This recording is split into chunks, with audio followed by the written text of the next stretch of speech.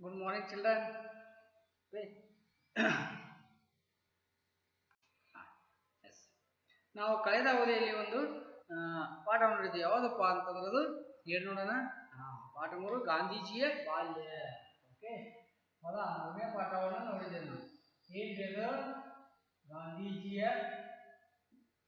ಬಾಲ್ಯ ಅಂತಕ್ಕಂಥದ್ದು ನಾವು ನೋಡಿದ್ದೇವೆ. ಹೌದಾ? ಅಂದ್ರೆ ಗಾಂಧೀಜಿಯವರು ಆ ಬಾಲ್ಯದಲ್ಲಿ ಯಾವ ರೀತಿಯಾಗಿ ವರ್ತನೆಗಳಿತ್ತು, ಅವ್ರ ಸ್ವಭಾವ ಹೇಗಿತ್ತು ಅನ್ನೋದನ್ನ ಅವರು ನನ್ನ ಸತ್ಯಾನ್ವೇಷಣೆ ಎಂಬ ಕೃತಿಯಲ್ಲಿ ಬರೀತಾರೆ. ಅದನ್ನು ಕನ್ನಡಕ್ಕೆ ಬರೆದವ್ರು ಯಾರಪ್ಪ ಅಂತಂದ್ರ ಗುರು ರಾಮಸ್ವಾಮಿ ಅಯ್ಯಂಗಾರ್ ಅವರು. ಓಕೆ, ಆಗಿದೆ. ಇದು ಗಾಂಧೀಜಿ ಗೊತ್ತಲ್ಲ. ನಮ್ಮ ರಾಷ್ಟ್ರಪಿತ ಆಗಿರ್ತಕ್ಕಂಥ ಮಹಾತ್ಮ ಗಾಂಧೀಜಿಯವರ ಬಾಲ್ಯದ ನೆನಪುಗಳನ್ನು ಈ ಅಧ್ಯಾಯದಲ್ಲಿ ಇಟ್ಟಿದ್ದಾರೆ ನಮಗೆ. ಗಾಂಧೀಜಿಯವರ ಶಾಲಾ ದಿನಗಳಲ್ಲಿ ಏನು ನಡೀತಿತ್ತು, ನಾನು ಹೇಗಿದ್ದೆ ಶಾಲಾ ದಿನಗಳಲ್ಲಿ, ನನ್ನ ಸ್ವಭಾವ ಹೇಗಿತ್ತು ಅನ್ನೋದನ್ನು ಅವರು ಬರೀತಾರೆ. ಕಳೆದ ಅವಧಿಯಲ್ಲಿ ನಾವು ನೋಡಿದ್ದೀವಿ, ಯಾರದೊಂದಿಗೆ ಗಾಂಧೀಜಿಯವರು ಬರೀತಿದ್ದಿಲ್ಲ, ಯಾವ ಸ್ನೇಹಿತರು ಅವರಿಗಿರಲಿಲ್ಲ. ಸೀದಾ ಸ್ಕೂಲ್ ಬಿಟ್ಟ ತಕ್ಷಣ ಮನೆಗೆ ಓಡಿ ಹೋಗ್ತಿದ್ರು. ಯಾಕಂದ್ರೆ ಅವರು ಒಂದ್ಸತ ಸೌಮ್ಯ ಸ್ವಭಾವದವರಾಗಿದ್ರು. ಯಾರು ಮಾತಾಡಿದ್ರೆ ಹೆದರ್ತಿದ್ರು. ಹೀಗಾಗಿ ಅವರು ಯಾರೊಂದಿಗೆ ಹೆಚ್ಚು ಬೆರೆಯುತ್ತಿರುವುದಿಲ್ಲ. ಎಲ್ಲಿ ಪ್ರಾಥಮಿಕ ಶಿಕ್ಷಣದಲ್ಲಿ ನಿಮ್ಮಾಗೆ ಅವರು ಓದ್ತಿದ್ರು. ಅವರು ಹೆಚ್ಚು ಏನ್ ಮಾಡ್ತಿದ್ರಪ್ಪ ಅಂತಂದ್ರೆ ಪಾಠ ಪುಸ್ತಕಗಳನ್ನು ಓದ್ತಿದ್ರು ಹೊರತಾಗಿ ಯಾರ ಜೊತೆಗೆ ಹೆಚ್ಚಿಗೆ ಬೆರೆಯುತ್ತಿರುವುದಿಲ್ಲ, ಸುಳ್ಳು ಹೇಳುತ್ತಿದ್ದಿಲ್ಲ ಅವರು. ಹೀಗಾಗಿ ಅವರು ಒಂದು ರೀತಿ ಅವರಿಗೆ ಯಾರ ಜೊತೆ ಮಾತನಾಡೋಕ್ಕೂ ಧೈರ್ಯ ಇರಲಿಲ್ಲ. ಅಂತ ಒಬ್ಬ ವ್ಯಕ್ತಿ ಯಾರಾಗಿದ್ದಪ್ಪ ಅಂತಂದ್ರೆ ಮಹಾತ್ಮ ಗಾಂಧೀಜಿಯವರಾಗಿದ್ದರು.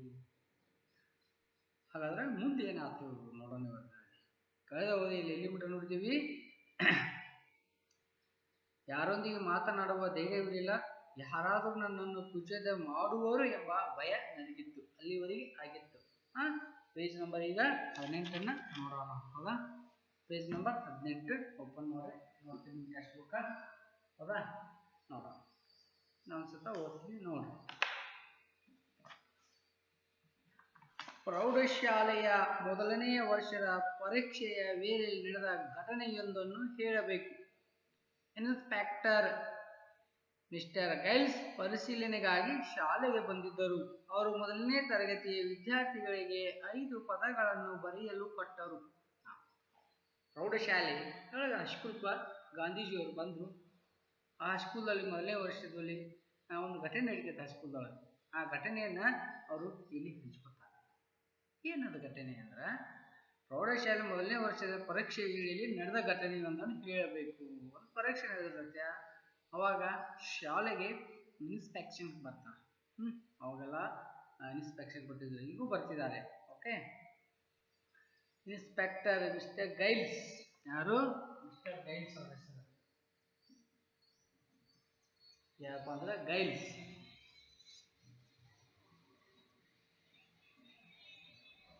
ಏನ್ ಬಂದ್ರೆ ಶಾಲಾ ತಪಾಸಣೆ ಮಾಡೋದು ಬಂದ್ರು.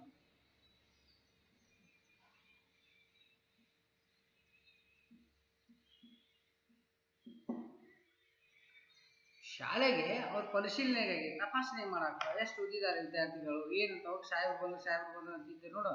ಆ ರೀತಿಯಾಗಿ ಗಾಂಧೀಜಿ ಅವರು ಓದಿದ ಶಾಲೆಗೆ ಇನ್ಸ್ಪೆಕ್ಟರ್ ಅಂದ್ರೆ ಸಬ್ಜೆಕ್ಟ್ ಇನ್ಸ್ಪೆಕ್ಟರ್, ವಿಷಯ ಪರಿಶೀಲಕರು ಬರ್ತಾರ. ಆ ವಿಷಯದಲ್ಲಿ ವಿದ್ಯಾರ್ಥಿಗಳು ಸರ್ ಎಷ್ಟು ಕಲಿಸಿದ್ದಾರೆ, ಶಾಲೆಯಲ್ಲಿ ಯಾವ ಮಕ್ಕಳು ಎಷ್ಟು ಓದ್ತಿದ್ದಾರೆ, ಪ್ರಗತಿ ಹೇಗಿದೆ ಅಂತ ನೋಡ್ಲಿಕ್ಕೆ ಇರ್ತಕ್ಕಂಥವ್ರು ಯಾರಪ್ಪ ಅಂದ್ರೆ ಅವ್ರಿಗೆ ನಾವು ಸಬ್ಜೆಕ್ಟ್ ಇನ್ಸ್ಪೆಕ್ಟರ್ ಅಂತ, ವಿಷಯ ಪರಿಶೋಧಕರು ಅಂತಾರೆ, ವಿಷಯ ಪರಿಚಾರಕರು ಅಂತೇಳಿ ಕರಿತೀವಿ. ಅಂದ್ರೆ ಹಾಗೆ ಕೂಡ ಆ ಗಾಂಧೀಜಿಯವರ ಕಲಿತಕ್ಕಂಥ ಹೈಸ್ಕೂಲಿಗೆ ಒಬ್ಬ ವಿಷಯ ಪರಿಶೋಧಕರು ಬಂದರು. ಅವರು ಮಿಸ್ಟರ್ ಗೈಲ್ಸ್ ಅಂತಕ್ಕಂಥ ಅವ್ರ ಹೆಸರು ನೆನಪಿಟ್ಕೋಬೇಕು. ಏನ್ ಮಾಡ್ತಾರ ಅವರು ಬಂದು, ಅವರು ಮೊದಲನೆಯ ತರಗತಿಯ ವಿದ್ಯಾರ್ಥಿಗಳಿಗೆ 5 ಪದಗಳನ್ನು ಬರೆಯಲು ಕೊಟ್ಟರು. ಅವ್ರು ಬಂದು 5 ಪದಗಳನ್ನು ಬರೆಯಕ್ಕೆ ಕೊಟ್ಟರು. ಯಾವ್ಯಾವು? ಅವುಗಳ ಪೈಕಿ ಕೆಟಲ್ ಎಂಬ ಪದವು ಒಂದು. 5 ಪದ ಕೊಟ್ಟರು, ಅದರೊಳಗೆ ಕೆಟಲ್ ಪದವು ಒಂದು. ಹೌದಾ? ಹೌದಾ? ಕೆಟಲ್ ಎಂಬ ಪದವು. ಇನ್ಸ್ಪೆಕ್ಟರ್ ಸಾಹೇಬ್ರು ಬಂದು ಶಾಲೆಗೆ ಏನ್ ಮಾಡ್ತಾರಪ್ಪ ಅಂದ್ರೆ ಗಾಂಧೀಜಿಯವರು ಇದ್ದಂತ ತರಗತಿ ಹೇಳಿ ಬರ್ತಾರ. ಬಂದು ಏನ್ ಮಾಡ್ತಾರ, ಒಂದು ಶಬ್ದಗಳನ್ನು ಹೇಳ್ತಾರ ಅವ್ರು ಬರಲಿಕ್ಕೆ. ಇವು ಮಕ್ಕಳು ಎಷ್ಟು ವಿಷಯವನ್ನು ಕಲ್ತಿದ್ದಾರೆ ಅನ್ನುವ ಉದ್ದೇಶದಿಂದ ಅವ್ರು ಬಂದು ಒಂದು ಪದ ಹೇಳ್ತಾರೆ. ಆ ಪದ ಯಾವ್ದಪ್ಪ ಅಂದ್ರೆ ಕೆಟಲ್, KETTLE, ಕೆಟಲ್ ಅಂತ ಬರೀರಿ ಅಂತೇಳಿ ಅವರು ಸಾಹೇಬರು ಹೇಳ್ತಾರೆ. ಗೈಡ್ಸ್ ಅಂತಕ್ಕಂಥ ಒಬ್ಬ ವಿಷಯ ಪರಿಶೋಧಕರು ಸಾಹೇಬರು ಬಂದರು ಸ್ಕೂಲಿಗೆ. ಶಾಲೆಗೆ ಬಂದಾಗ ಪ್ರಶ್ನೆಗಳನ್ನು ಕೇಳ್ತಾರೆ. ಅವರು ಏನು ಪ್ರಶ್ನೆ ಕೇಳ್ತಾರೆ ಅಂದ್ರೆ, ಮಕ್ಕಳೇ ನಾನೊಂದು ಪದಗಳನ್ನ ಹೇಳ್ತೀನಿ, ಆ ಪದಗಳನ್ನು ಬರೀರಿ ಅಂತೇಳಿ ಏನು ಹೇಳ್ತಾರ. ಯಾವ ಪದ ಯಾವುದಾಗಿತ್ತಪ್ಪ ಅಂದ್ರೆ ಕೆಟಲ್ ಆಗಿತ್ತು. ಹೌದಾ? ಕೆಟಲ್ ಎಂಬ ಪದವು ಒಂದು. ನಾನು ಅದನ್ನು ತಪ್ಪಾಗಿ ಬರೆದೆ. ಗಾಂಧೀಜಿಯವರನ್ನು ತಪ್ಪು ಬರೀತಾರೆ ನೋಡ್ರಿ. ಕೋತಾರ ಸ್ವತಃ ಒಪ್ಪಿಕೋತಾರ ನೋಡು. ಅದಕ್ಕೆ ಅವರಿಗೆ ಸತ್ಯ ಶೋಧಕ ವ್ಯಕ್ತಿ ಅಂತ ಹೇಳ್ತಾರೆ, ಪ್ರಾಮಾಣಿಕ ವ್ಯಕ್ತಿ ಅಂತ ಹೇಳ್ತಾರೆ ಗಾಂಧೀಜಿಯವರು. ಅದಕ್ಕೆ ಅವ್ರ ಹೆಸರು ನನ್ನ ಸತ್ಯಾನ್ವೇಷಣೆ, ನಾನು ಸತ್ಯದಿಂದ ನಡೆದಿದ್ದ ನನಗನಿಸಿದ್ದನ್ನು ನಾನು ಬರೆದಿದ್ದೀನಿ ಅಂತ ಹೇಳ್ತಾರೆ ಅವರು ಬಯೋಗ್ರಫಿ. ಹಾಗಾದ್ರೆ ಅವ್ರು ತಪ್ಪು ಬರೆದಿದ್ರು. ಯಾಕೆ ಅವ್ರು ಬರ್ತಿದ್ದಿಲ್ಲ? ಮುಂದೇನಾಯ್ತು? ತಪ್ಪು ಬರೆದಿದ್ದೆ ನಮ್ಮ ಉಪಾಧ್ಯಾಯರು ತಮ್ಮ ಪಾದರಕ್ಷೆಯ ತುದಿಯಿಂದ ನನ್ನನ್ನು ಎತ್ತಿರಿಸಲು ಪ್ರಯತ್ನಿಸಿದರು. ನಾನು ಆ ಸೂಚನೆಯಂತೆ ನಡೆಯಲಿಲ್ಲ. ಮುಂದಿನ ಹುಡುಗನ ಸ್ಲೇಟನ್ನು ನೋಡಿಕೊಂಡು ನನ್ನ ತಪ್ಪನ್ನು ತಿದ್ದಿಕೊಳ್ಳಬೇಕೆಂಬುದು ನಮ್ಮ ಉಪಾಧ್ಯಾಯರ ಉದ್ದೇಶ. ಏನ್ ಮಾಡ್ತಾರ ಅಂದ್ರೆ, ಗಾಂಧೀಜಿಯವರು ಬರೆದಿರ್ತಾರೆ, ತಪ್ಪು ಬರೆದಿರ್ತಾರೆ, ಹಿಂಗೆ ಅಡ್ಡಾಡ್ತಾ ನೋಡ್ತಿರ್ತಾರೆ. ಅವಾಗ ಸಾಹೇಬರು ಅಲ್ಲಿ ಇರ್ತಾರ. ಗಾಂಧೀಜಿಯವ್ರಿಗೆ ಬಟ್ ಅವ್ರು ಹೆಬ್ಬಟ್ಟಿದ್ರೆ ಹಿಂಗೆ ಟಚ್ ಮಾಡ್ತಾರೆ, ಹಿಂಗೆ ತಿವಿದು ಅಂದ್ರೆ ಮುಂದಿನ ಹುಡುಗ ಬರೀ ಅಂತ ಅರ್ಥ ಹೇಳ್ತಾರೆ. ಯಾಕೆ ಹೇಳ್ತಂದ್ರ, ಗಾಂಧೀಜಿಯವ್ರ ಮುಂದಿರ್ತಕ್ಕಂಥ ಹುಡುಗ ಸರಿಯಾಗಿ ಬರ್ದಿರ್ತಾನ. ಗಾಂಧೀಜಿಗೆ ಆ ಹೆಬ್ಬಟ್ಲೆ ತಿವಿದು ಪಟ್ ನಾವು ನೋಡಿ ಬರ್ಕೊಂಡು ಸರಿಯಾಗಿ ಅನ್ನುವ ಉದ್ದೇಶ ಅವ್ರ ಉಪಾಧ್ಯಾಯರಾಗಿತ್ತು. ಅರ್ಥಾತಲ್ಲ? ಹಿಂಗೆ ಅಡ್ಡಾಡೋ ಹೊತ್ತಿನವ್ರು ತಪ್ಪು ಬರ್ದಿದ್ದು ಕಾಣ್ತತಿ. ಅವ್ರ ಉಪಾಧ್ಯಾಯರಿಂದ ಶಿಕ್ಷಕರಿಗೆ ಗಾಂಧೀಜಿಗೆ ಹೆಬ್ಬಟ್ಲೆ ಹಿಂಗವ್ರನ್ನ ತಿವಿದು ಆ ಮುಂದಿನ ನೋಡಿ ಬರೀ ಅಂತೇಳಿ ಸಣ್ಣ ಏನು ಮಾಡ್ತಾರ. ಅದಕ್ಕೆ ಗಾಂಧೀಜಿಯವರು ಒಪ್ಪಲಿಲ್ಲ. ನೋಡಿ ಮುಂದೇನಾಗ ಅದು ನನಗೆ ಒಪ್ಪಿಗೆ ಆಗಲಿಲ್ಲ. ಅವ್ನು ನೋಡಿ ಬರೀಲಿಕ್ಕೆ ನನಗೆ ಇಷ್ಟ ಇರಲಿಲ್ಲ, ನಾ ಬರೀದಿಲ್ಲ ಅನ್ನೋ ಭಾವನೆಯನ್ನು ಗಾಂಧೀಜಿ ವ್ಯಕ್ತಪಡಿಸ್ತಾರ. ಏಕೆಂದರೆ ನಾವು ಕಾಪಿ ಮಾಡದಂತೆ ನೋಡಿಕೊಳ್ಳುವುದೇ ಉಪಾಧ್ಯಾಯರ ಕೆಲಸವನ್ನು ನಾನು ತಿಳಿದಿದ್ದೆ. ಯಾಕೆ ನಾವು ಒಪ್ಕೊಳ್ಳಿಲ್ಲ ಅವ್ರು ನೋಡ್ಕೊಂಡು ಬರೀದು? ನಾವು ನೋಡಿ ಬರೆಯಬಾರದ ಉದ್ದೇಶ ನಮ್ಮ ಉಪಾಧ್ಯಾಯರಾಗಿರ್ತೈತಿ, ಶಿಕ್ಷಕರಾಗಿರ್ತೈತಿ. ಅದು ಬಿಟ್ಟು ನಾನು ಕಾಪಿ ಮಾಡಿರ್ತಾ ಹೇಳ್ತಾರೆ ಇವರೆಂಥ ಶಿಕ್ಷಕರು ಅಂತ ಭಾವನೆ ನನಗೆ ಅನಿಸ್ತತಿ ಅಂತ. ಅರ್ಥ ಆಯ್ತಾ? ನೋಡು, ಗಾಂಧೀಜಿ ಎಷ್ಟು ಪ್ರಾಮಾಣಿಕ ವ್ಯಕ್ತಿ ಅಂದ್ರೆ, ಆ ಸ್ವತಃ ಶಿಕ್ಷಕರಿಗೆ ಕಾಪಿ ಮಾಡಿ ಅವ್ನು ನೋಡ್ಕೊಂಡು ಬರಿ ಅಂದ್ರೆ ಗಾಂಧೀಜಿಯವರು ಒಪ್ಲಿಲ್ಲ. ಯಾಕೆ ಒಪ್ಲಿಲ್ಲ ಅಂದ್ರೆ, ಗಾಂಧೀಜಿಯವರು ಸರ್ ಕಾಪಿ ನಾವು ಮಾಡಿದ್ರು ಅದನ್ನ ತಡಿಯೋ ಅಂತವ್ರು ಅಂತ ನಾ ತಿಳಿದಿದ್ದೆ, ಮೇಲಾಗಿ ಅವರೇ ಕಾಪಿ ಮಾಡಕ್ ಹಚ್ತಾರಲ್ಲ, ಇದೆಂತ ದುರ್ದೈವ, ನಾ ಮಾಡುದಿಲ್ಲ, ನನ್ನ ಮನಸ್ಸು ಒಪ್ಪಿಕೊಳ್ಳುದಿಲ್ಲ ಅಂತ ಗಾಂಧೀಜಿಯವರು ಹೇಳ್ತಾರ. ನೋಡು, ಇದರ ಪರಿಣಾಮವಾಗಿ ನನ್ನನ್ನು ಹೊರತು ಉಳಿದ ಹುಡುಗರೆಲ್ಲ 5 ಪದಗಳನ್ನು ಸರಿಯಾಗಿ ಬರೆದಿದ್ದರು. ನಾನೊಬ್ಬನೇ ದಡ್ಡ. ಯಾಕಂದ್ರ ಈ ಕೆಟಲ್ ಅಂತಕ್ಕಂಥ ಪದವನ್ನ ಒಬ್ಬರು ನೋಡಿ ಯಾರಿಗೆ ಬರೋಣ ಒಬ್ಬರು ನೋಡಿ ಬರ್ಕೊಂಡ್ಬಿಟ್ಟಿದ್ರು. ಪಟ ಪಟ ಪಟ ಪಟ ಪಟ ಬರ್ಲಾರವರು ಬಂದರು ನೋಡಿ ಬರ್ಕೊಂಡ್ಬಿಟ್ಟಿದ್ರು. ಬಡಬರ ಮುಂದೆ ನೋಡಿ ಸರ್ ಯಾರು ಬರ್ದಿರಂಗ ಅವ್ರಿಗೆ ಸನ್ನೆ ಮಾಡಿ ಹೇಳಿ ಅವ್ನು ನೋಡ್ಬರಿ ಅಂತ ಹೇಳಿ ಪಾಡ್ಬಿಟ್ಟಿದ್ರು. ಅವರೆಲ್ಲ ಹುಡುಗರು ಬರೆದು ಬಿಟ್ಟಿದ್ರು. ಆದ್ರೆ ಗಾಂಧೀಜಿಯವರು ಬರೆದಿದ್ದಿಲ್ಲ. ಅದಕ್ಕೆ ಹೇಳ್ತಾರೆ ನೋಡು, ಏನ್ ಹೇಳ್ತಾರ ಅವರು, ನನ್ನನ್ನು ಹೊರತು ಉಳಿದ ಹುಡುಗರೆಲ್ಲ 5 ಪದಗಳನ್ನು ಸರಿಯಾಗಿ ಬರೆದಿದ್ದರು, ನಾನೊಬ್ಬನೇ ಬರೆದಿದ್ದಿಲ್ಲ. ಇದಾದ ಹೊರತು ಉಳಿದ ಹುಡುಗರೆಲ್ಲ 5 ಪದಗಳನ್ನು ಸರಿಯಾಗಿ ಬರೆದಿದ್ದರು, ನಾನೊಬ್ಬನೇ ದಡ್ಡ. ಇದಾದ ಮೇಲೆ ಉಪಾಧ್ಯಾಯರು ನನ್ನ ಮೂರ್ಖತನವನ್ನು ನನಗೆ ತೋರಿಸುವುದಕ್ಕೆ ಪ್ರಯತ್ನ ಪಟ್ಟರು. ನೋಡ, ನೀನು ಎಲ್ಲರೂ ಸರಿಯಾಗಿ ಬರೆದಿದಾರ, ನೀನೊಬ್ಬನೇ ದಡ್ಡ, ಇಂಥ ಮೂರ್ಖ ನೀನು. ನಾ ಹೇಳಿಕೆತ್ತಿದ್ದೆ, ಅವ್ನು ನೋಡಿ ಬರೀ ಅವ್ನ ಪಾಟಿ ಮೇಲೆ ಬರೆಯಕತ್ತಾನ ಸರಿಯಾಗಿ, ನೀನು ನೋಡಿ ಬರೆಯೋಲ್ಲ, ನೀ ಎಂಥ ಮೂರ್ಖ ಇದ್ದೀಯೋ ಮೋಹನ್ ದಾಸ ಅಂತ ಹೇಳಿದ್ರು. ಅವ್ನು ಮೋಹನ್ ದಾಸ್ ಅಂತ ಅವ್ರ ಮೊದಲೇ ಗೊತ್ತಿದ್ರು. ಮೋಹನ್ ದಾಸ್ ಕರಮ್ಚಂದ್ರ ಗಾಂಧಿ, ಮೋಹನ್ ದಾಸ್ ಕರಮ್ಚಂದ್ರ ಗಾಂಧಿ. ಮೋಹನ್ ದಾಸ್ ಅವರ ಹೆಸರು ಮೋಹನ, ನಾನು ಏನು ಹೇಳಿದೆ, ಅವ್ನು ನೀನು ತಪ್ಪು ಬರ್ದಿದ್ದಿ, ಅವ್ನು ನೋಡಿ ಬರ್ಕೋ ಅಂತ ಹೇಳಿದೆ. ಎಲ್ಲರೂ ತಪ್ಪು ಬರ್ದಿದ್ರು. ಅವ್ರು ಬಡ ಬಡ ನಾ ಹೇಳಿದ ತಕ್ಷಣ ಇನ್ನೊಬ್ರು ನೋಡಿ ಅವರು ಆ ಪದಗಳನ್ನ ಕೆಟ್ಟಂತಕ್ಕಂಥ ಪದಗಳನ್ನು ಎಲ್ಲರೂ ಶುದ್ಧಾಗಿ ಸರಿಯಾಗಿ ಬರೆದು ಬಿಟ್ರು. ಅವ್ರು ಓಕೆ ಅನ್ಸ್ಕೊಂಡ್ರು. ನೀ ಮೂರ್ಖ, ನಾ ಹೇಳಿದ್ರು ಬರಲಿಲ್ಲ, ನೀವೊಬ್ಬನೇ ದಡ್ಡ ಅಂತೇಳಿ ಶಿಕ್ಷಕರು ಆ ಮೋಹನ್ ದಾಸ ಅಂದ್ರೆ ಗಾಂಧೀಜಿಯವರಿಗೆ ಬೈತಾರ.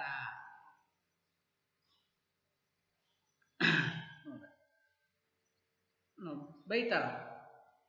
ಆದ್ದರಿಂದ ಅವರಿಗೆ ವ್ಯರ್ಥ ಶ್ರಮವಾಯಿತೆ ಹೊರತು ಕಾಪಿ ಮಾಡುವ ಕಲೆ ನನಗೆ ಕೊನೆಗೂ ಬರಲೇ ಇಲ್ಲ. ಬೇರೆ ಹೊರತಾಗಿ ಆ ಕಾಪಿ ಮಾಡುವಂತ ಬುದ್ಧಿ, ಆ ಕಾಪಿ ಮಾಡುವಂತ ಕಲೆ ನನ್ನ ಜೀವನ ಪರ್ಯಂತರೂ ಬರಲೇ ಇಲ್ಲ ಅಂತ ಹೇಳ್ತಾರೆ. ಅದಕ್ಕ ವಿದ್ಯಾರ್ಥಿಗಳೇ, ತಾವು ಕೂಡ ನೀವು ಎಷ್ಟು ಓದಿರ್ತೀರಿ ಅಷ್ಟನ್ನ ಸರಿಯಾಗಿ ಬರೆಯುವಂತ ಅಭ್ಯಾಸ ಮಾಡ್ಕೋಬೇಕು. ಯಾಕೆಂದ್ರೆ ನಮ್ಮ ಕ್ಯಾಪಾಸಿಟಿ ನನಗಿನ್ನ ಎಷ್ಟು ಬರುತ್ತೆ ಅನ್ನೋದನ್ನ ನಾವು ಅವಲೋಕನ ಮಾಡಲಿಕ್ಕೆ ಎಷ್ಟಿರುತ್ತೆ. ಈ ಟೆಸ್ಟ್ನೇ ಕಡಿಮೆ ತೊಗೊಂಡ್ರೆ ಬರಲಿಲ್ಲ, ಮುಂದಿನ ಟೆಸ್ಟ್ನಲ್ಲಿ ಏನು ಮಾಡ್ಬೇಕಾಗ್ತತ್ತ, ನಾವು ಹೆಚ್ಚಿಗೆ ತಗೊಳ್ಳಿಕ್ಕೆ ನಮ್ಗೆ ಆತ್ಮವಿಶ್ವಾಸ ಸ್ಥೈರ್ಯ ಬರುತ್ತೆ. ಯಾವ ವಿಷಯದಲ್ಲಿ ಬರಂಗಿಲ್ಲ, ಸಂಬಂಧಪಟ್ಟ ಶಿಕ್ಷಕರನ್ನ ಕೇಳಿ ತಿಳ್ಕೊಂಡು ಮುಂದೆ ಹೋಗ್ಬೇಕು. ನಾವು ಅದನ್ನ ಬಿಟ್ಟು ನಾವು ಕಾಪಿ ನೋಡಿ ಬರೆಯುವುದರಿಂದ ಏನಾಗ್ತದಂದ್ರೆ ನಮ್ಮ ನಿಜವಾದ ನೈತಿಕತೆ ಮೌಲ್ಯ ತಿಳಿಯುವುದಿಲ್ಲ. ನಾವು ಹೀಗೆ ಮುಂದೆ ಹೋಗ್ತೇವೆ. ಒಂದಿನ ಕಾಪಿ ನೋಡಿ ಬರೆದವರು ಹೊರಗೆ ಬರ್ತಾರ. ನೀ ಹತ್ತೇ ಮಾರ್ಕ್ಸ್ ಸ್ವಂತ ಬರೋದು ನಿನ್ ಖುಷಿ, ನಿನಗೆ ಅಷ್ಟು ಆನಂದ ಆಗ್ತದೆ, ಬಹಳ ಅದ್ಭುತ ಆಗ್ತದೆ, ಮಹಾನ್ ವ್ಯಕ್ತಿ ಆಗ್ತೀನಿ. ನೀ ಎಷ್ಟು ಓದಿ ಅಷ್ಟೇ ಬರೀ ಸ್ವಂತ. ಇಷ್ಟೇ ಓದಿದ್ದೆ ನಾ ಇಷ್ಟೇ ಮಾರ್ಕ್ಸ್ ನಿನ್ ಖುಷಿ. ನಾವು ನೋಡ್ಕೊಳ್ತಿಲ್ಲ 25ಕ್ಕೆ 10 ಓದಿನ ಖುಷಿ, ಓಕೆ. ಮುಂದಿನ ಟೆಸ್ಟಿಗೆ ಹೆಚ್ಚಿಗೆ ಓದು, ಹೆಚ್ಚಿಗೆ ಮಾರ್ಕ್ಸ್ ಎಷ್ಟು ಖುಷಿ ಆಗುತ್ತೆ. ಹೀಗೆ ಬೆಳವಣಿಗೆ ಹೋಗ್ಬೇಕು. ಅದಕ್ಕೆ ಗಾಂಧೀಜಿಯವರು ಹೇಳ್ತಾರ, ನಾ ಕಾಪಿ ಮಾಡೋದು ಒಟ್ಟ ಕಲಿಲಿಲ್ಲ, ನನಗೆ ಎಷ್ಟು ಬರುತ್ತೆ ಅಷ್ಟೇ ಬರೀದನ್ನ ಕಲಿತೆ. ಅದೇ ಅವರ ಗುಣ, ಅವ್ರ ವ್ಯಕ್ತಿತ್ವರೇ ಮುಂದೆ ಅವ್ರನ್ನ ದೊಡ್ಡ ವ್ಯಕ್ತಿ ಆಗ್ಲಿಕ್ಕೆ ಕಾರಣವಾಯಿತು. ಅದಕ್ಕೆ ಹೇಳ್ತಾರ ಅವರು, ಉಪಾಧ್ಯಾಯರೆಲ್ಲ ಬೇದ್ರು ಕರೆ ಅವ್ರ ಶ್ರಮ ವ್ಯರ್ಥ ಹೊರತು ನನಗೆ ಕಾಪಿ ಮಾಡಕ್ ಬರಲಿಲ್ಲ. ಆಗ ನೋಡಿ ಇನ್ನೊಬ್ರು ನೋಡಿ ಬರೆಯುವುದು ನನಗೆ ಬರಲಂಗಿಲ್ಲ, ಇನ್ನೊಬ್ರು ನೋಡಿ ಬರೆಯುವುದಿಲ್ಲ. ನಾ ಎಷ್ಟು ಓದಿನಿ, ನನಗೆ ಎಷ್ಟು ಬರುತ್ತೆ ನಾ ಅಷ್ಟೇ ಬರೀತೀನಿ ಗುರುಗಳೇ, ನನ್ನಿಂದ ಆಗುದಿಲ್ಲ ಅಂತ ಗಾಂಧೀಜಿಯವ್ರ ಕಾಳ ಖಂಡಿತವಾಗಿ ಹೇಳ್ತಾರೆ. ಇಷ್ಟಾದರೂ ಉಪಾಯದಾರಲ್ಲೇ ನನಗಿದ್ದ ಗೌರವ ಕಿಂಚಿತ್ತು ಕಡಿಮೆಯಾಗಲಿಲ್ಲ. ಏಕೆಂದರೆ ಹಿರಿಯರ ದೋಷಗಳನ್ನು ಎನಿಸುವುದರಿಂದ ನನ್ನ ಸ್ವಭಾವಕ್ಕೆ ಗುಣವಾಗಿತ್ತು. ನೋಡೋರು ಹೇಳ್ತಾರ ಏನು, ಇಷ್ಟಾದರೂ ಉಪಾಯದಾರಲ್ಲಿ ನನಗಿದ್ದ ಗೌರವ ಕಿಂಚಿತ್ತು ಕಡಿಮೆಯಾಗಲಿಲ್ಲ, ಏಕೆಂದರೆ ಹಿರಿಯರ ದೋಷಗಳನ್ನು ಎನಿಸದಿರುವುದು ನನ್ನ ಸ್ವಾಭಾವಿಕ ಗುಣವಾಗಿತ್ತು. ಗಾಂಧೀಜಿಯವರ ಹಿರಿಯರು ಇಷ್ಟಾದರೂ ನನ್ನ ಶಿಕ್ಷಕರಿಗೆ ನಾನು ತಪ್ಪು ತಿಳ್ಕೊಳ್ಳಿಲ್ಲ, ನನ್ನ ಉಪಾಧ್ಯಾಯರಿಗೆ ನಾವು ಬೈಲಿಲ್ಲ, ಅವ್ರ ಮೇಲೆ ನನ್ನ ಗೌರವ ಒಂದಿಷ್ಟು ಕಿಂಚತ್ತು ಸ್ವಲ್ಪವೂ ಕಡಿಮೆಯಾಗಲಿಲ್ಲ. ಮೊದಲ ಆ ಗುರುಗಳ ಬಗ್ಗೆ ಏನು ಅಪಾರ ಅಭಿಮಾನ ಮತ್ತು ಪ್ರೀತಿ ಗೌರವ ಇಟ್ಟುಕೊಂಡಿದ್ದೆ, ಅದು ಯಾವತ್ತೂ ಕಡಿಮೆ ಆಗಲಿಲ್ಲ, ಹಾಗೆ ಇರ್ತೈತಿ. ಯಾಕಂದ್ರೆ ಹಿರಿಯರ ತಪ್ಪುಗಳನ್ನು ತಿದ್ದುವುದಾಗಲಿ, ಹಿರಿಯರ ದೋಷಗಳನ್ನು ತೋರಿಸೋದಾಗಲಿ ಅದು ನನ್ನ ಸ್ವಭಾವ ಅಲ್ಲ, ನನ್ನ ಗುಣ ಆಗಿರಲಿಲ್ಲ. ಅದು ಹಿರಿಯರಿಗೆ ಎದುರು ಉತ್ತರ ಕೊಡೋದಾಗಿರಲಿ, ಹಿರಿಯರಿಗೆ ಅಗೌರವ ಕೊಡೋದಾಗಿರಲಿ ನನ್ನ ಉದ್ದೇಶ ಆಗಿರಲಿಲ್ಲ. ಹಿರಿಯರಿಗೆ ಯಾವತ್ತಿಗೆ ಗೌರವ ಕೊಡುವ ಉದ್ದೇಶ ಆಗಿತ್ತು. ಹೀಗಾಗಿ ನನ್ನ ಉಪಾಧ್ಯಾಯರ ಬಗ್ಗೆ ನಾನು ಪ್ರೀತಿ ಮತ್ತು ಅಭಿಮಾನವನ್ನು ಎಂದೂ ಕೊಳ್ಕೊಳ್ಳಿಲ್ಲ. ಅವರಿಗೆ ಬಗ್ಗೆ ಸ್ವಲ್ಪ ಗೌರವ ಕೊಡೋದು ಕಡಿಮೆ ಮಾಡಲಿಲ್ಲ. ಯಾಕಂದ್ರೆ ಅವರು ಹಿರಿಯರು, ತಿಳಿದವರು, ಅವರ ತಪ್ಪುಗಳನ್ನು ಹೇಳುವುದು ಮತ್ತು ಅವರ ದೋಷಗಳನ್ನು ಹೇಳುವುದು ಇದು ನನ್ನ ಸ್ವಾಭಾವಿಕ ಗುಣವಾಗಿತ್ತು.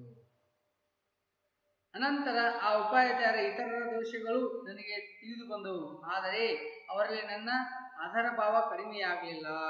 ನೋಡಿ ಹೇಳ್ತಾರವರು, ಅನಂತರ ಆ ಉಪಾಧ್ಯಾಯರ ಇತರ ದೋಷಗಳು ನನಗೆ ತಿಳಿದು ಬಂದವು, ಆದರೆ ಅವರಲ್ಲಿ ನನ್ನ ಆದರ ಭಾವ ಕಡಿಮೆಯಾಗಲಿಲ್ಲ. ಹೇಳ್ತಾರವರು, ಉಪಾಧ್ಯಾಯರ ಇತರ ದೋಷಗಳು ನನಗೆ ತಿಳಿದಿದ್ದು, ಆದರೂ ಕೂಡ ಸ್ವಲ್ಪವೂ ಅವ್ರ ಬಗ್ಗೆ ಪ್ರೀತಿ ನನಗೆ ಕಡಿಮೆ ಆಗಲಿಲ್ಲ, ಇಷ್ಟು ಕಡಿಮೆ ಆಗಲಿಲ್ಲ. ಇರಲಿ ಶಿಕ್ಷಕರು, ಆದರೂ ನಾನು ಅವ್ರಿಗೆ ಮೊದಲು ಯಾವ ರೀತಿ ಗೌರವ ಕೊಡ್ತಿದ್ದೆ ಅಷ್ಟೇ ಗೌರವವನ್ನು ನಾನು ಕೊಡುತ್ತೀನಿ ಅಂತ ಹೇಳ್ತಾರೆ. ಹಿರಿಯರ ಅನತಿಯನ್ನು ಪಾಲಿಸುವುದು ನನ್ನ ಕರ್ತವ್ಯ, ಅವರ ಕಾರ್ಯವನ್ನು ಪರೀಕ್ಷಿಸುವುದಲ್ಲ ಎಂಬುದೇ ನಾನು ಅರಿತಿದ್ದೆ. ಹಿರಿಯರ ಆನತಿಯನ್ನು ಪಾಲಿಸುವುದು ನನ್ನ ಕರ್ತವ್ಯ, ಅವರ ಕಾರ್ಯವನ್ನು ಪರೀಕ್ಷಿಸುವುದಲ್ಲ ಎಂಬುದನ್ನು ನಾನು ಅರಿತಿದ್ದೆ. ಏನಾಗಿತ್ತಂದ್ರ ಹಿರಿಯರನ್ನ ಅವ್ರು ಹೇಳಿದ್ದನ್ನ, ಹಿರಿಯರ ಮಾರ್ಗದರ್ಶನ ನಡೆಯುವುದೇ ನನ್ನ ಕರ್ತವ್ಯ, ಅಷ್ಟೇ ನನ್ನ ಕೆಲಸ. ಅವರ ಕಾರ್ಯವನ್ನು, ದೋಷವನ್ನು, ತಪ್ಪ ನನ್ನ ಎತ್ತಿ ತೋರಿಸುವುದಲ್ಲ ನನ್ನ ಕೆಲಸ. ಅವರ ನಮ್ಮ ಮೇಲೆ ಪ್ರೀತಿ, ಗೌರವ ಇತ್ತು. ಹೀಗಾಗಿ ಆ ಹಿರಿಯರು, ಆ ಶಿಕ್ಷಕರು ನನಗೇನು ಹೇಳ್ತಾರ, ಅವ್ರು ಹಾಕಿಕೊಟ್ಟಂಥ ಮಾರ್ಗದರ್ಶನದಲ್ಲಿ ನಡೆಯುವುದಷ್ಟೇ ನನ್ನ ಕೆಲಸ, ನನ್ನ ಕರ್ತವ್ಯ. ಅದನ್ನು ಬಿಟ್ಟು ಅವರ ಕಾರ್ಯವನ್ನು ಪರೀಕ್ಷಿಸುವುದಲ್ಲ, ಅವ್ರು ಮಾಡತಕ್ಕಂಥ ಕೆಲಸ ತಪ್ಪು ಸರಿಯು ನೋಡುವುದು ನನ್ನ ಕೆಲಸ ಅಲ್ಲ. ಅವ್ರು ಹಿರಿಯರು, ನಮ್ಮ ಮಾರ್ಗದರ್ಶಕರು, ನಮಗ ದಾರಿ ತೋರಿಸೋರು. ಅವ್ರು ಏನು ಹೇಳಿಕೊಡ್ತಾರ, ಯಾವ ಮಾರ್ಗದಲ್ಲಿ ನಡೆಯಂತಾರ, ನಡೆಯುವುದೇ ನಮ್ಮ ಕೆಲಸ ಅಷ್ಟೇ. ಹೊರತು ಅವರನ್ನು ಪರೀಕ್ಷಿಸುವುದಾಗಲಿ, ಅವರ ಕೆಲಸ ಮಾಡ್ತಕ್ಕಂಥದ್ದು ತಪ್ಪುಗಳನ್ನು ಕಂಡು ಹಿಡಿಯುವುದಾಗಲಿ ಇದು ನನ್ನ ಕೆಲಸ ಅಲ್ಲ. ಹಾಗಾಗಿ ಅವ್ರು ಏನು ಹಾಕಿಕೊಡ್ತಾರ, ಅವರ ಅನತಿಯಂತೆ ನಡೆಯುವುದೇ ನನ್ನ ಧರ್ಮ, ನಡೆಯುವುದೇ ನನ್ನ ಕರ್ತವ್ಯ. ಹೀಗಾಗಿ ಹಿರಿಯರ ಬಗ್ಗೆ ನನಗೆ ಬಹಳ ಪ್ರೀತಿ, ಗೌರವ ಐತಿ. ಅವ್ರೇನೇ ತಪ್ಪನ್ನು ನಾನು ತೋರಿಸ್ಲಿಕ್ಕೆ ಹೋಗುದಿಲ್ಲ, ಅವ್ರ ತಪ್ಪನ್ನು ಪರೀಕ್ಷಿಸ್ಲಿಕ್ಕೆ ಹೋಗುದಿಲ್ಲ. ಅವ್ರು ಹಾಕಿಕೊಟ್ಟಂಥ ದಾರಿ, ಅವರು ಏನು ಹೇಳ್ತಾರ, ಅವ್ರ ಮಾತಿನಂತೆ ನಡೆಯುವುದೇ ನನ್ನ ಕರ್ತವ್ಯ ಅಂತ ಗಾಂಧೀಜಿ ಅವರು ಏನ್ ಮಾಡ್ತಾರಪ್ಪ ಅಂದ್ರ ಹೇಳ್ತಾರ. ಓಕೆ ಅತ್ತ ಈಗ ಪೇಜ್ ನಂಬರ್ 19 ಮೈಗೆ ನೋಡ್ರಿ, ಓದ್ತಿರ್ತೇನೆ. ಪೇಜ್ ನಂಬರ್ 19 ಫಸ್ಟ್ ಪ್ಯಾರ ನೋಡ್ರಿ. ಇದೇ ಸಮಯದಲ್ಲಿ ನಡೆದ ಮತ್ತೆರಡು ಸಂಗತಿಗಳು ಯಾವಾಗಲೂ ನನ್ನ ನೆನಪಿನಲ್ಲಿ ಉಳಿದಿವೆ. ಪಠ್ಯ ಪುಸ್ತಕಗಳನ್ನು ಹೊರತು ಬೇರೆ ಏನನ್ನು ಓದುವುದು ಸಾಧಾರಣವಾಗಿ ನನಗೆ ಸೇರುತ್ತಿರಲಿಲ್ಲ. ನಿತ್ಯದ ಪಾಠಗಳನ್ನಂತೂ ಓದಬೇಕಾಗಿತ್ತು. ಉಪಾಧ್ಯಾಯರು ನನ್ನನ್ನು ಗದರಿಸುವುದು ನನಗೆ ಇಷ್ಟವಿರಲಿಲ್ಲ. ಇದೇ ಸಮಯದಲ್ಲಿ ನಡೆದ ಮತ್ತೆರಡು ಸಂಗತಿಗಳು ಯಾವಾಗಲೂ ನನ್ನ ನೆನಪಿನಲ್ಲಿ ಉಳಿತಾವು. ಏನೋ ಪ್ರೌಢಶಾಲೆಯಲ್ಲಿದ್ದಾಗ ಮತ್ತ ಎರಡು ಬಹಳ ಅದ್ಭುತ ಘಟನೆಗಳು ನಡೀತು. ಗಾಂಧೀಜಿಯವರ ಜೀವನದಲ್ಲಿ ಸತ್ಯವಾಗಿ ನಡೆದಂಥ ಘಟನೆಗಳನ್ನು ಹೇಳಿಕೊಟ್ಟಿದ್ದಾರೆ. ಅವರಿಗೆ ಪಠ್ಯ ಪುಸ್ತಕಗಳಂದ್ರೆ ಟೆಕ್ಸ್ಟ್ ಬುಕ್ ಅನ್ನು ಹೊರತು ಬೇರೆ ಏನು ಓದ್ತಿದ್ದಿಲ್ಲ ಅಂತ. ಪಠ್ಯ ಪುಸ್ತಕ ಹೊರತು ಬೇರೆ ಏನೇನು ಓದೋದು ಸಾಧಾರಣ ನನಗೆ ಸೇರುತ್ತಿಲ್ಲ ಅಂತ ಅವ್ರಿಗೆ ಇಷ್ಟ ಇರ್ತಿದ್ದಿಲ್ಲ. ಕಥೆಗಳನ್ನು ಓದೋದಾಗಲಿ, ಕಾದಂಬರಿಗಳನ್ನಾಗಲಿ, ಕವನಗಳನ್ನಾಗಲಿ, ಪೇಪರ್ಗಳನ್ನಾಗಲಿ, ಯಾವ ಬೇರೆ ಪುಸ್ತಕಗಳನ್ನು ಓದುವುದು ನನಗೆ ಆಗುತ್ತಿರಲಿಲ್ಲ. ಏನಿದ್ರು ಶಾಲಾ ಪುಸ್ತಕಗಳನ್ನೇ ಇಷ್ಟೇ ಓದ್ತಿದ್ದೆ. ಯಾಕೆ ಓದ್ತಿದ್ದೆ ಅಂದ್ರೆ ಉಪಾಧ್ಯಾಯರು ನನ್ನನ್ನು ಗದರಿಸೋದು ನನಗೆ ಇಷ್ಟ ಇರಲಿಲ್ಲ. ಒಂದು ವೇಳೆ ಏನಾದ್ರು ಓದ್ಕೊಂಡು ಹೋಗ್ಲಿಲ್ಲ ಅಂದ್ರೆ, ಹೋಮ್ವರ್ಕ್ ಮಾಡ್ಕೊಂಡು ಹೋಗ್ಲಿಲ್ಲ ಅಂದ್ರೆ ನನ್ನ ಉಪಾಧ್ಯಾಯರು ಗದರಿಸ್ತಿದ್ರು, ಬೈತಿದ್ರು. ಹೀಗಾಗಿ ಅದು ನನಗೆ ಇಷ್ಟ ಇರಲಿಲ್ಲ. ಅದಕ್ಕೆ ನಾ ಏನು ಮಾಡ್ತಿದ್ದೆ, ಅವನಿಗೆ ಆ ಪುಸ್ತಕಗಳನ್ನು ಬಿಟ್ಟು ಬೇರೆ ಏನು ಓದುವುದನ್ನು ನಾ ಮಾಡ್ತಿರ್ಲಿಲ್ಲ. ಅದು ನನಗೆ ಇಷ್ಟ ಇರಲಿಲ್ಲ ಅಂತ ಗಾಂಧೀಜಿಯವರು. ಯಾಕಂದ್ರೆ ಇದನ್ನು ಬಿಟ್ಟು ಬೇರೆ ಪುಸ್ತಕಗಳನ್ನು ಓದ್ಕೊಂಡು ಹೋದ್ನಿ ಅಂದ್ರೆ ಇದು ಹಾಗೆ ಉಳಿತೈತಿ. ಎಲ್ಲಿ ಶಿಕ್ಷಕರು ನನಗೆ ಬೈದಿಗಿದಾರ, ಬಹಳ ನಾಚಿಕೆ ಮತ್ತು ಸೌಮ್ಯ ಸ್ವಭಾವದವ್ರು ಗಾಂಧೀಜಿಯವರಾಗಿದ್ದರು ಬಾಲ್ಯದಲ್ಲಿ. ಹೀಗಾಗಿ ಅವ್ರಿಗೆ ಬಹಳ ಭಯವಿತ್ತು. ಯಾರಾದ್ರೂ ಮಾತಾಡ್ಸಿದ್ರೂ ಅನಿಸ್ತಿದ್ರು ಅವರು. ಅಂಥವ್ರಲ್ಲಿ ಏನಾರು ಓದ್ಕೊಂಡು ಹೋಗ್ಲಿಲ್ಲಪ್ಪ ಅಂದ್ರೆ ಎಲ್ಲಿ ಎಲ್ಲರಿಗೆ ಶಿಕ್ಷಕರ ನಿರ್ದೇಶನ ಬೈದ್ರೆ ಹೇಗೆ ಅಂತಕ್ಕಂಥ ಒಂದು ಅಂಜಿಕೆ, ಭಯ ಆ ಗಾಂಧೀಜಿಯವ್ರಲ್ಲಿ ಕಾಡ್ತಿತ್ತು. ಹೀಗಾಗಿ ಅವ್ರು ಏನು ಮಾಡ್ತಿದ್ರಪ್ಪ ಅಂದ್ರೆ ಆ ಶಾಲೆಯಲ್ಲಿ ಏನು ಕಲಿಸಿರ್ತಾರೆ ಅವತ್ತಿನ ಪಾಠಗಳನ್ನ ಅವತ್ತೇ ಓದಿ ಮುಗಿಸುವಂಥ ಒಂದು ಪರಿಪಾಠವನ್ನು ಅವ್ರು ಮಾಡ್ಕೊಂಡಿದ್ರು. ಅವರಿಗೆ ಮೋಸ ಮಾಡಲು ನನಗೆ ಇಷ್ಟವಿರಲಿಲ್ಲ. ಅವರಿಗೆ ಗುರುಗಳಿಗೆ ಮೋಸ ಮಾಡಕ್ಕೆ ನನಗೆ ಇಷ್ಟ ಇರಲಿಲ್ಲ. ಮೋಸ ಅಂದ್ರೆ ಹೆಂಗ, ನೀವೇನು ಮಾಡ್ತೀವಿ ಗೊತ್ತಾ, ಹೋಮ್ವರ್ಕ್ ಭಾಳ ಕೊಟ್ಟನೆ ಯಾರ ಕಡೆ ಬರ್ಸ್ಕೊಂಡ್ಬರೋದು, ಸುಳ್ಳು ಹೇಳಿದ್ರು ಮೋಸ ಮಾಡ್ದಂಗೆ. ಆಮೇಲೆ ಮನೆಗೆ ಬಿಟ್ಟು ಬಂದೇನ್ರಿ, ಬೊಕ್ಕ ತಾಂಬ ಬಂದ್ರಿ ತಂಗೆ ಹೇಳಿದ್ರೆ ಇದು ಮೋಸ.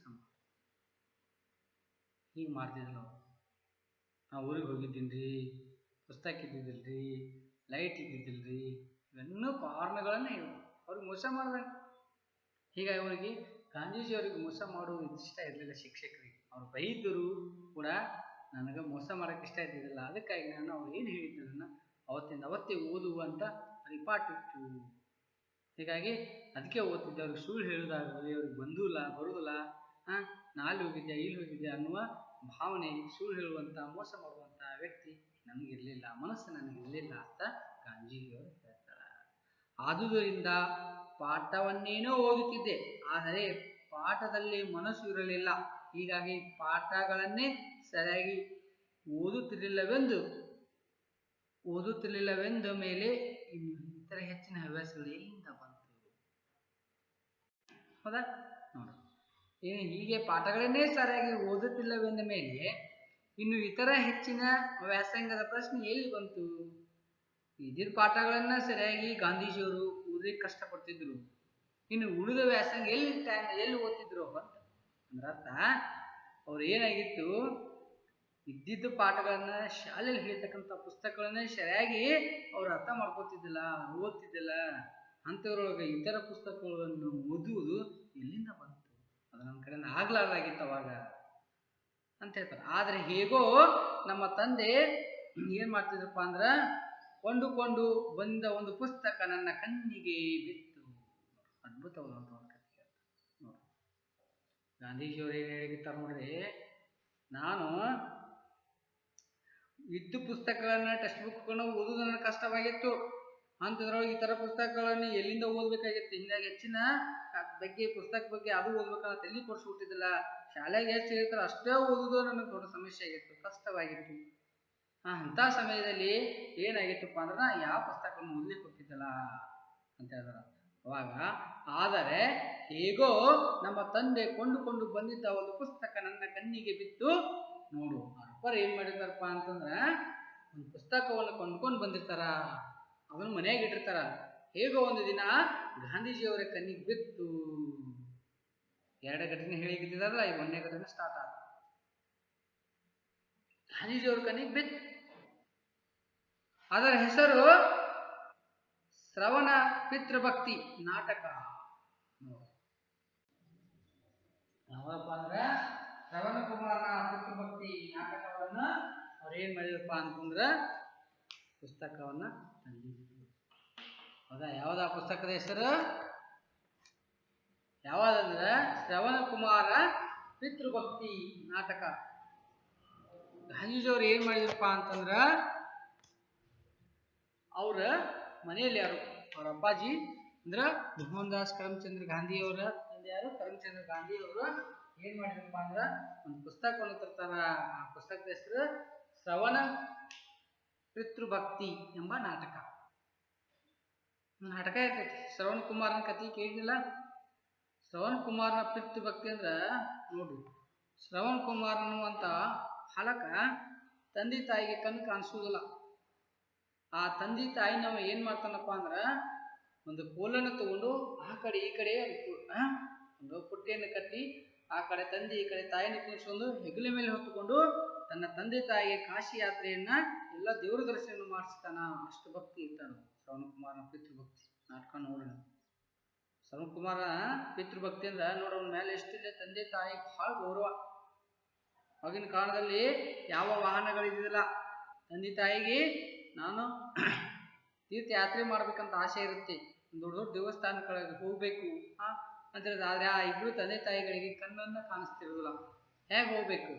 ವಾಹನ ಇರುವುದಿಲ್ಲ. ಅವಾಗ ತನ್ನ ತಂದೆ ತಾಯಿ ಆಸೆಯನ್ನು ಈಡೇರಿಸಲಿಕ್ಕೆ ಆ ಶ್ರವಣ ಕುಮಾರ ಏನ್ ಮಾಡ್ತಾನಪ್ಪ ಅಂದ್ರೆ, ಒಂದು ಬಿದಿರನ್ನು ತಗೊಂಡು ಎರಡೂ ಕಡೆ ತಟ್ಟೆಯನ್ನ ಮಾಡ್ತಾನ. ಹೀಗೆ ಓಕೆ, ಕೋಲನ್ನು ತಗೊಂಡು ಈ ಕಡೆ ಒಂದು ಹಾಕಿ ಇಬ್ಬರನ್ನು ಕುದಿಸ್ಕೊಂಡೆ ತಾನು ಹೊತ್ತುಕೊಂಡು ಅವರ ಯಾವ್ಯಾವ ಸ್ಥಳ ಹೇಳ್ತಾರಲ್ಲ ಆ ಸ್ಥಳಗಳಿಗೆ ಹೋಗಿ ದರ್ಶನ ಮಾಡಿಸುವಂತ ವ್ಯಕ್ತಿ ಅವಾಗಿರ್ತಾನೆ. ಅದಕ್ಕೆ ಅವನ ಪಿತೃಭಕ್ತಿ, ಅವನ ತಂದೆ ತಾಯಿ ಮೇಲೆ ಇರ್ತಕ್ಕಂಥ ಗೌರವ ಪ್ರೀತಿ ನಮ್ಗೆಲ್ಲರಿಗೂ ಆದರ್ಶ.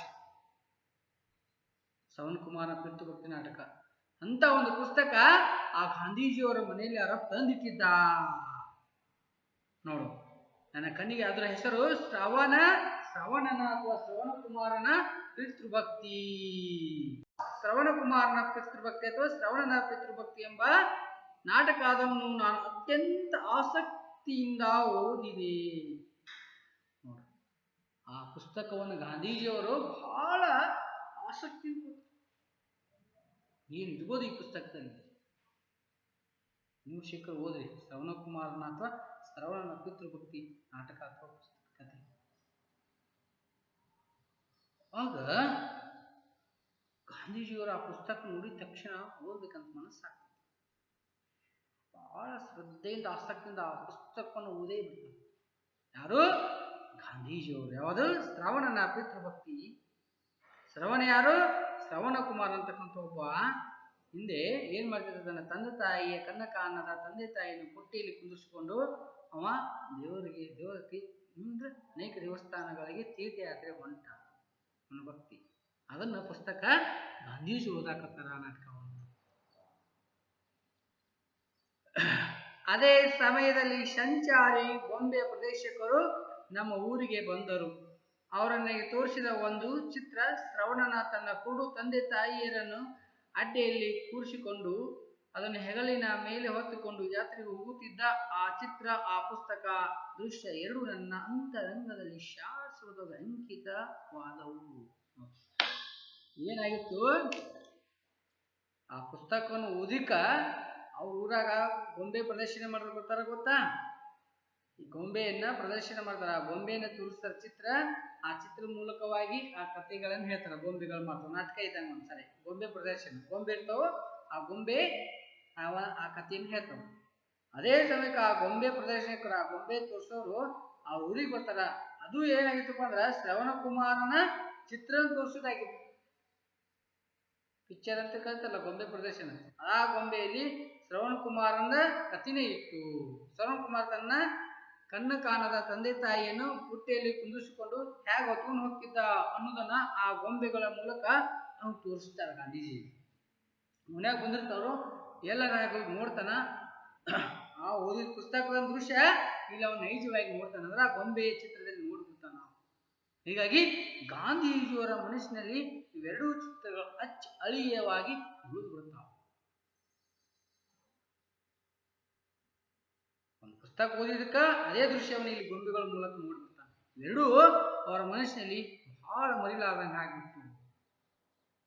ಅದಕ್ಕೆ ಹೇಳ್ತಾರ, ಈಗೋ ಇಲ್ಲಿ ನಿನಗೊಂದು ಆದರ್ಶವಿದೆ, ಅದನ್ನು ಅನುಸರಿಸು ಎಂದು ನನಗೆ ನಾನೇ ಹೇಳಿಕೊಂಡೆ.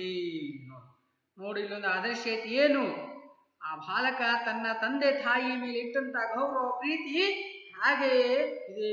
ನೀನು ಆ ರೀತಿಯ ಆದರ್ಶಮಯ ವ್ಯಕ್ತಿಯಾಗುವಂತಕ್ಕಂಥ ಭಾವನೆ ನನ್ನ ಮನಸ್ಸಿನಲ್ಲಿ ಮೂಡ್ತು. ನಾನು ನನ್ನ ತಂದೆ ತಾಯಿಗೆ ಗೌರವ ಕೊಡಬೇಕನ್ನುವಂತ ಭಾವನೆ ನನ್ನಲ್ಲಿ ಬಂತು ಅಂತ ಗಾಂಧೀಜಿಯವರು ಹೇಳ್ತಾರ.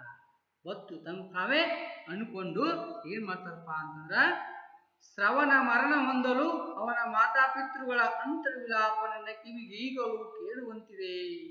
ಆ ರಾಗ ನನ್ನ ಹೃದಯವನ್ನು ಕರಗಿಸಿತು. ನಮ್ಮ ತಂದೆ ತಂದು ಕೊಟ್ಟಿದ್ದ ರಾಗಮಾಲಿಕೆಯಲ್ಲಿ ಅದನ್ನು ಬಾರಿಸಲು ಕಲಿತೆ. ನೋಡೇನಾಯ್ತು? ಆ ಶ್ರವಣ ಕುಮಾರ್ ತನ್ನ ತಂದೆ ತಾಯಿಯನ್ನು ತೀರ್ಥಯಾತ್ರೆಗೆ ಹೋಗುವ ಸಂದರ್ಭದಲ್ಲಿ ನೀರು ತರ್ಲಿಕ್ಕೆ ಹೋದಾಗ ಏನಾಗ್ತದಪ್ಪ ಅಂತಂದ್ರ, ಬಾಣವನ್ನು ಬಿಟ್ಟು ಅಲ್ಲೇ ಮರಣ ಹೊಂತಾನ. ಆ ಬಾಣ ಬಿಟ್ಟ ಬೇಟೆಗಾರ ಬಾಣ ಬಿಟ್ಟಿದ್ದನ್ನು ನೋಡಿ ಆ ಶ್ರವಣ ಕುಮಾರ ಹಸುನಿಗ್ತಾನ.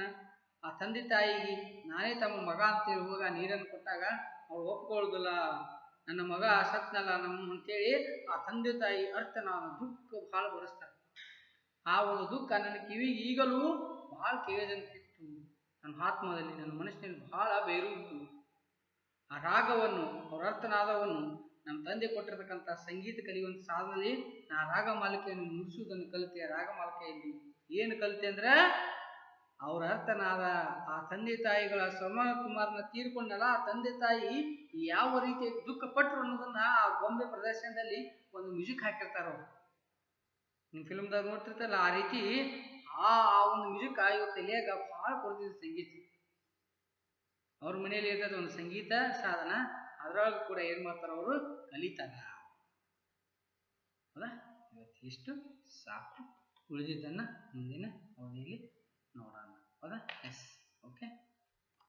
ಏನಪ್ಪ ಹೋಮ್ವರ್ಕ್ ಅಂದ್ರೆ, ವಿಶೇಷವಾದಂತ ಒಂದು ಹೋಮ್ವರ್ಕ್ ಕೊಡೋಣ. ಏನು? ಗಾಂಧೀಜಿ ಬಾಲ್ಯದಲ್ಲಿ ಬರುವ ಗಾಂಧೀಜಿಯ ಬಾಲ್ಯ ಪಾಠದಲ್ಲಿ ಬರುವ 2, 3, 4 ಅಕ್ಷರಗಳ ಶಬ್ದವನ್ನು ಬರೆಯಿರಿ. ಓಕೆ, 2 ಅಕ್ಷರ ಶಬ್ದ ಹಿಂಗೆ ಪಟ್ಟಿ ಮಾಡಬೇಕು. 2 ಅಕ್ಷರ ಶಬ್ದ ಅಂತ ಬರೀಬೇಕಾ? ಹಿಂಗ 3 ಅಕ್ಷರ, ಹಿಂಗ 4 ಹಿಂಗೆ ಪಟ್ಟಿ ಹಾಕೋದು. 2 ಅಕ್ಷರ, ಉದಾಹರಣೆಗೆ 2 ಅಕ್ಷರ ಯಾವ್ದು ಶಬ್ದ ಐತಿ? ನನ್ನ, ನನ್ನದು. 3 ಅಕ್ಷರ ಯಾವ್ದೈತಿ? ಹಾಕಿದ, ಹಾಕಿದ. 4 ಅಕ್ಷರ ಯಾವ್ದೈತಿ? ಹೃದಯವನ್ನು, ಹೃದಯವನ್ನು. ಹೀಗೆ ಒಂದು ಪಟ್ಟಿ ಮಾಡ್ತಾ ಈ ಪಾಠದಲ್ಲಿ ಎಷ್ಟು ಶಬ್ದಗಳು ಬರುತ್ತೋ ಅಷ್ಟು ಬರಬೇಕು. ಗಾಂಧೀಜಿಯವರ ಬಾಲ್ಯ ಪಾಠದಲ್ಲಿ ಬರುವ 2, 3, 4 ಅಕ್ಷರದ ಶಬ್ದಗಳನ್ನು ಬರೆಯಿರಿ. ಅರ್ಥ ಆಗ್ತದೆ? ಈ ಪಾಠ ಒಂದ್ಸರಿ ಓದ್ರಿ. 2 ಅಕ್ಷರದ, 3 ಅಕ್ಷರ, 4 ಅಕ್ಷರ ಶಬ್ದಗಳನ್ನು ಬರೀಬೇಕಾಗ್ತದೆ. Okay, yes, thank you.